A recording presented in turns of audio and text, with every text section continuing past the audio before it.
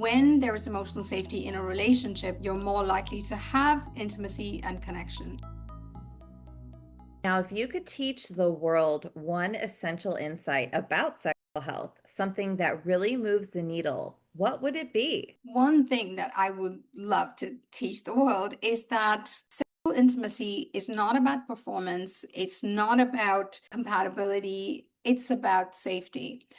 I think that when there is emotional safety in a relationship, you're more likely to have intimacy and connection. When there is no emotional safety, as a therapist, you can throw 1,000 resources at your client.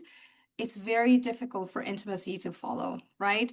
So the moment we stop asking what's wrong with me or what's wrong with my partner, and instead ask, do I feel safe? Does my partner feel safe in this relationship? That kind of changes the outcomes, right? Because you're opening up the door to really understanding what connection means and how safety and connection is linked to intimacy.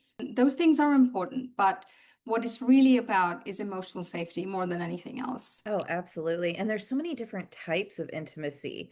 There's Yeah. emotional, there's physical, there's financial, there's so many different ways that you're intimate with your partner. Yeah, exactly. And I think it is important to help people understand that because otherwise they tend to use different metrics to make an assessment of are we intimate enough or is our intimacy good enough or are we having the right kind of pleasure, right?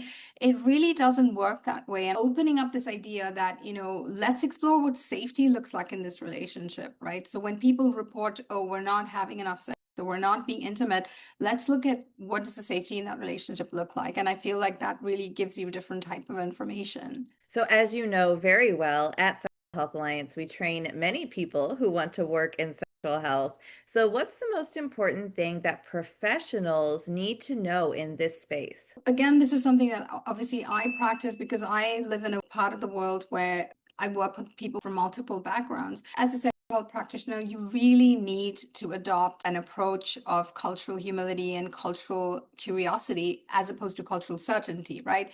So don't use one global intimacy model to make assessments of whether your clients are measuring up to that model or not. Because if we do that, then our clients are going to feel even worse because they are going to feel like they're not good enough or not living up to this global model that we're trying to fit them into, right? We really minimize and add to that shame. What we need to do is really look at everything that they are bringing to the table. So not just their cultural context, but what are their ideas and values about relational health, about sexuality, about intimacy, what are the conflicts they're navigating, what are the Western influences if they are not Western, what are the Western influences they have about autonomy, about self-actualization, about independence, all of those things to really fully put them in a context that is unique to them. So I think move away from the global intimacy model and adopt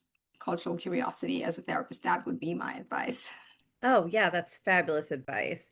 And like what I've learned, I think, from interviewing so many different professionals in this space is that you cannot walk into a session with this particular framework that's very rigid that you're going to use with your client. It really needs to be tailored to what they need and what's going to be helpful for them in their unique situation.